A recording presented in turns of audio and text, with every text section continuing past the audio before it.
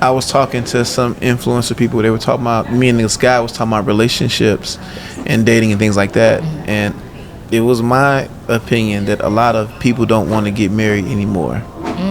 And it's from my own little microscopic view of this entire. I'm not gonna say everybody, but it seems like marriage is not like goals anymore. People chase careers, they chase items, and they want companionship, but marriage seems like a lot. So you in that, are you a married person? I'm not a married person. So is in your group of Gen Z and all them, is marriage a topic? Do the guys and the girls want to do it, or just the girl? How does that go? So I'm only going to speak from my experience. That's all you can do. I'm only going to speak from what I've heard in my circles of conversation. That's all you can do. And what I've observed, both in person and virtually. Okay. That's all I'm going to. I love that disclaimer. You was like, this is what I'm drawing from. All right, go ahead. This is where I'm extracting my answer from. Okay. I do believe that many Gen Zs desire to have that companionship.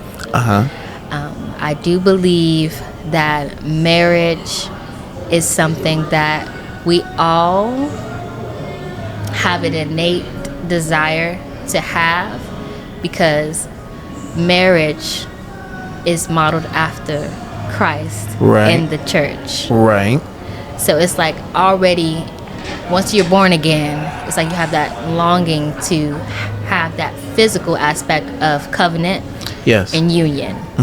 So with that being said, these young people, they want the benefits of marriage. They want the benefits of partnership. They want the aesthetic.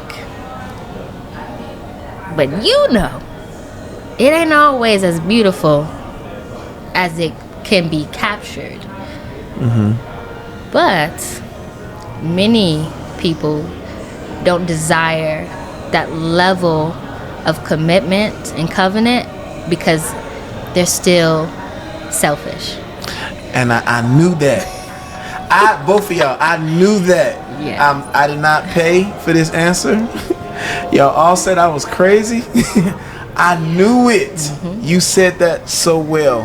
And it's hard to give people advice on something that they don't want, because the generations are changing. Absolutely. So if you talking to me about, and you see on social media all this relationship advice, it's like you look at it from where I sit, I'm like, man, they at war with each other. Like, literally, everybody's chasing money, and I'm the prize, I'm the table, and it's like, I don't want to submit, you submit, I'm this. Everything is saying. It's all over. So back and forth. Yeah, it's like real catty. So when you meet somebody, it's like everybody just wants a good time, and everybody's having a good time, right? We're having a good time. We driving down Lakeshore Drive, the windows down. Yeah, everybody's having a good time. Drinking mango lemonade. We're having a good time, but no one is in that place of wanting to be in that constant place of what about you? That selflessness phase of life. You really have to have a revelation of what that truly is. Because if you are not submitted to God in a real way, you submitting to your spouse would be unheard of. So are you ready to be married now? I am not ready to be married. That's honest. No. What's stopping you? What's stopping me? I would say, one, my frontal lobe is not all the way developed. I just turned 24. So we have one more year until it's fully developed, okay? And then I'll be able to, make more sound decisions. I've been told I'm kind of wise for my age. I never had said that about myself, but many people have told me. It's because I literally am slow to speak, quick to listen. Was you raised by older people? No, my parents are in their 40s right now. Really? Yeah. So with that at 12 joining, from 12 to the age you are now, have you ever been in a relationship? Yeah, I have. Do you choose godly guys, godly people? I have. And I have not. And I have not. Okay. So in your adult age, as you got older, what's the biggest problems you see in your relationships that you learn from to share to help others? Because you said you're not finna get married. You know this shit now? I'm not, no. Okay, so last you was in it messed up because of what? Was it your fault, their fault, God's fault? Whose fault was it? I think it was, I want to say God. Yes. So did God tell you to get with that person? Tell the truth, man. Did you feel the Holy Spirit say, did you feel that? So, I'm glad you asked that question. I think when dating, a person can look good on paper. Yes. And they can look good in person too. Amen? They can look good on paper and in person. However, if a person is not in a place where they're emotionally available, spiritually sound, they're not in a place where they can afford to even. You talking about financially? Financially is a bullet point. Yeah. But just can you afford to be even here right now, based on where you are mentally, emotionally? When do you figure that out? Because when you first meet them, it's the physical part. But when do you get to those conversations, see if they're available? By asking certain questions. I think one of the first ones that I personally asked, like, tell me about your salvation story, whatever that might look like.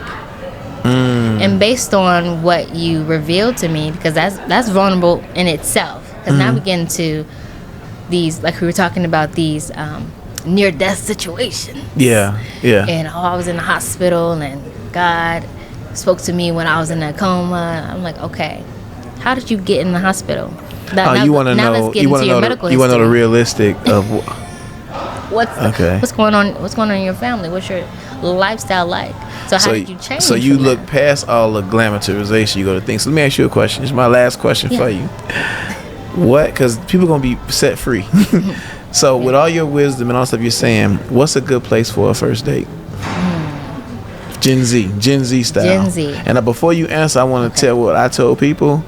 I tell them that dinner is whack, movies is whack. Yes. I say the first place you should go, I tell guys, y'all should do a early morning community service project.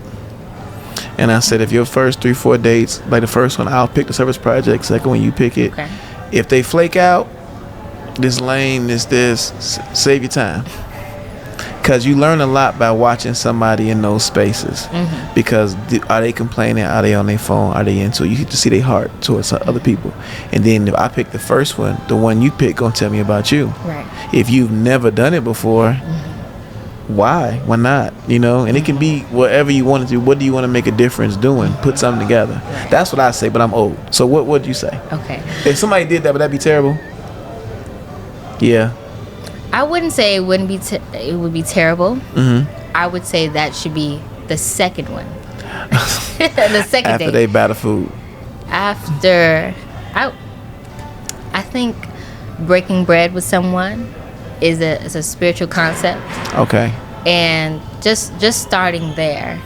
Okay, then going. Okay, that makes sense. And it can be light. It don't have to be a 5-course meal. You need breakfast. It don't have to be a Michelin, star restaurant. I mean, I know a few. Yeah. But all right, so what you say an ideal? What's a good one? My ideal for Gen Z. You the spokesperson. Ideal for Gen Z. Something that is,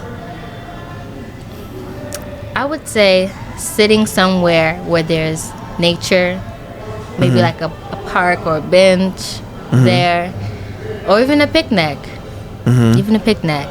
I think being in the public, being in the elements will really soften a person's heart to be vulnerable, to actually be honest and truthful with you. And going back to your question of why people or Gen Zs don't want to, be married. People, they still want to be a bachelor. Yeah. Even the millennials, they still want to be a bachelor. They still want to have that element of freedom But when you realize your life is not your own, and who you decide to partner with as a spouse is very important, you should take it seriously rather than, oh, we just kicking it. Yeah. Substance. You'll be, a little selective with who you decide to conversate with on the aspect of, from friendship to courtship, then to marriage. And I'm not letting you get out of that question. I just thought about it. You didn't tell me. You said God was the reason for your last breakup and stuff. You said that. Yeah. How did God do that? Please explain. Tell the people in the choir. Let us know. So, I would say it was God, because when someone,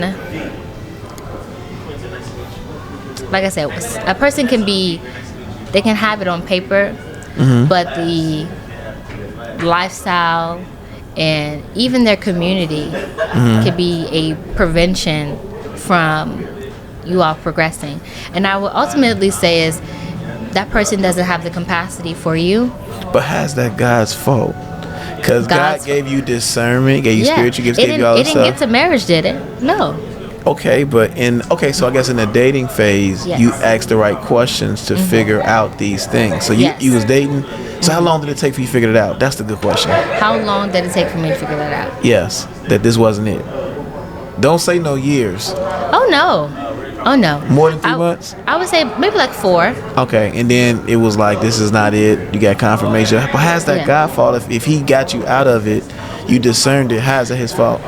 So, it's his fault when... He gonna stand on that. It is not like a bad fault. It's God's fault in the sense that he's my Lord. So, he can tell me, oh, keep going. I want you to learn. I want you to hear. I want you to be observant.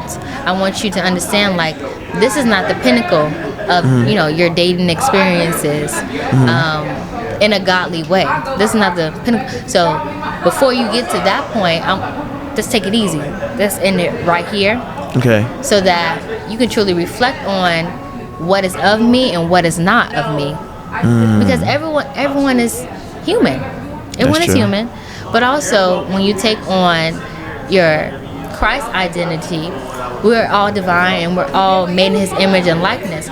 So there's some aspects of that person that reveals God's nature, is helping me to see God in that, and vice versa. So I would say it was God's fault in that sense. But I don't want to think too much on it. Okay, like a lawyer. Well, thank you for your time. Yes, I appreciate it. It was a very, very good conversation. Yes. Hopefully, you guys, as I was off, stay tuned. We appreciate you guys watching. We check you on the next one.